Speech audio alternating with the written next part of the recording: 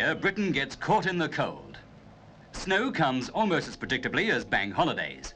It falls for some 15 days in the home counties, 25 days in the Pennines, and 30 days in Scotland. Yet we never seem ready for it. Even a mild winter brings trouble. A severe one, chaos. Cities crawl to a standstill. Trafalgar Square is never so dead. And England expects every milkman to do his duty on his Ice Age round. For those in the country, it means a life under siege in a Christmas card setting that's fine for Eskimos, but hardly for mid-20th century Britons. The nation counts the cost in millions. Millions of pounds, millions of man-hours lost by those unable to get to work. And as if traffic wardens and parking meters aren't enough, there are new burdens for the poor motorist to shoulder. It's an age of scientific miracles and progress, yet Britain still slips and skids into a state of winter paralysis.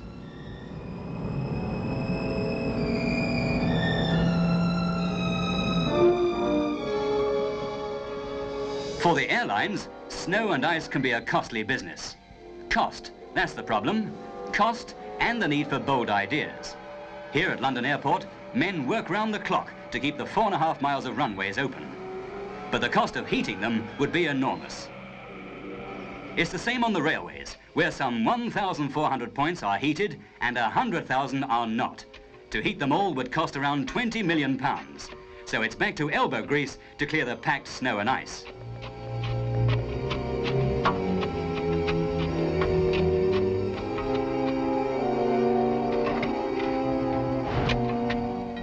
On the southern region, they have 13 ghost trains like this, loaded with antifreeze for spraying on the conductor rails of electric lines, and running through the night while tomorrow's passengers are fast asleep. They can also scrape the rails clear of ice.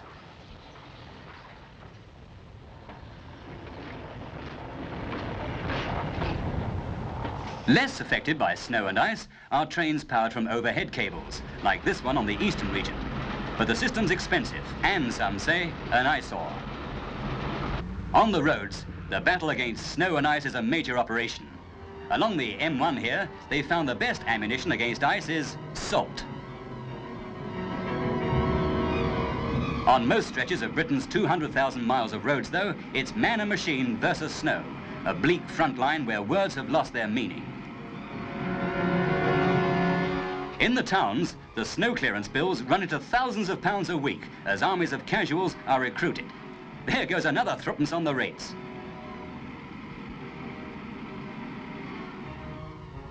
But some roads are self-clearing, such as two of London's modern developments, the Hyde Park Underpass and the Hammersmith Flyover.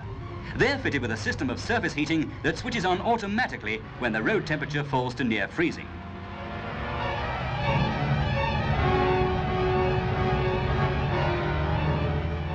And here's one way of keeping sport alive on frozen Saturday afternoons. The playing pitch is warmed by electric wires ploughed into the soil 6 inches under the surface. When the temperature falls to near freezing, the warm-up begins. This way, a 5-inch covering of snow was cleared from a football pitch in 2 nights. Just wait till somebody suggests warming things up for the crowds on the popular side terracing, though.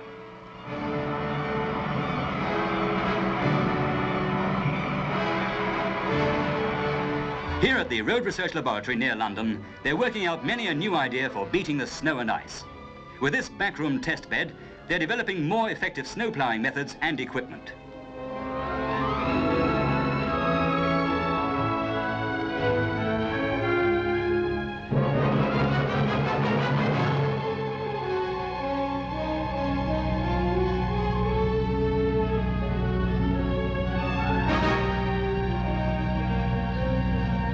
He's measuring the amount of snow pushed aside by the blade at different angles.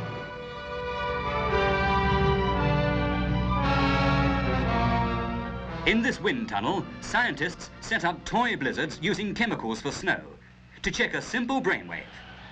Set up special fences some 20 yards from the road, somebody thought, and they might check drifts and deflect the wind-blown snow over the road.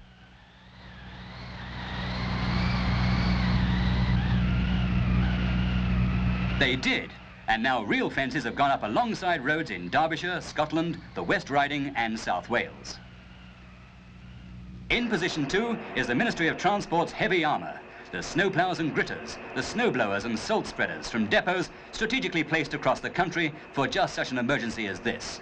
Over the country as a whole, there are some 12,000 vehicles for snow clearing, but many need modernising, unlike this snowblower, which can slice an 8-foot wide path through a 12-foot drift. But how much can we afford to spend on more equipment like this?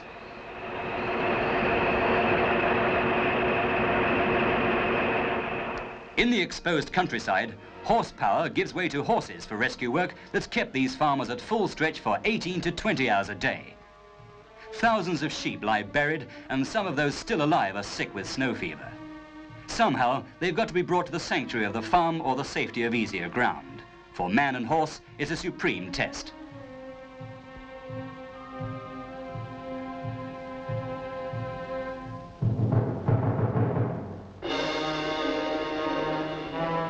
And when this cavalry of mercy can't reach flocks stranded high on the Exmoor Plateau, where the drifts run deep, the helicopter comes into its own in an unforeseen role for the RAF. Squadrons operate from dawn to dusk to save marooned cattle and sheep.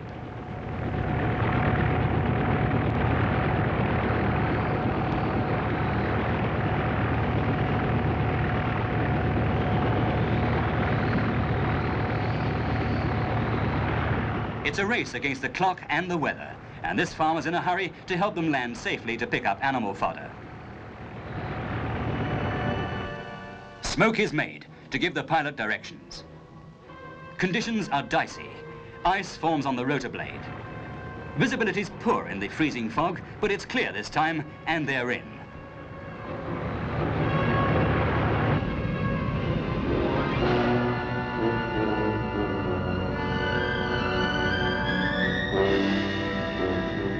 The fodder goes aboard, tons of it, airlifted from farms in the hard-hit West Country.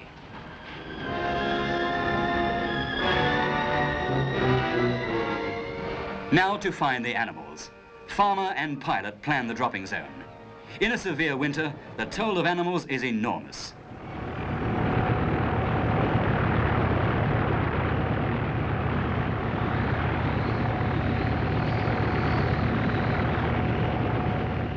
The deer down there will have to do as best they can this time.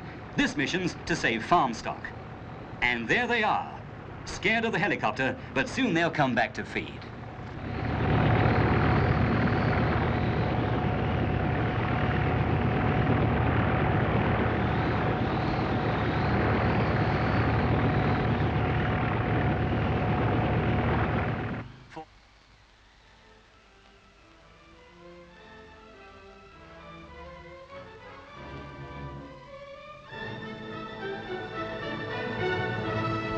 But others around here are alive, and among the isolated cattle is found this one-day-old calf, nearly dead, but soon to be revived. There are other snow babies too, including these lambs that were born in the blizzard. Rescue has come none too soon. When the emergency rations come up, you've got to be one of the family, or there's none for you. It's a hard life, and Mum's only worried about her own lambs. In a severe winter, what you lose on the swings, you don't gain on the roundabouts. But the enthusiasm of these youngsters could be an object lesson to some local authorities whose job is to ensure that we're not always caught out when it's cold.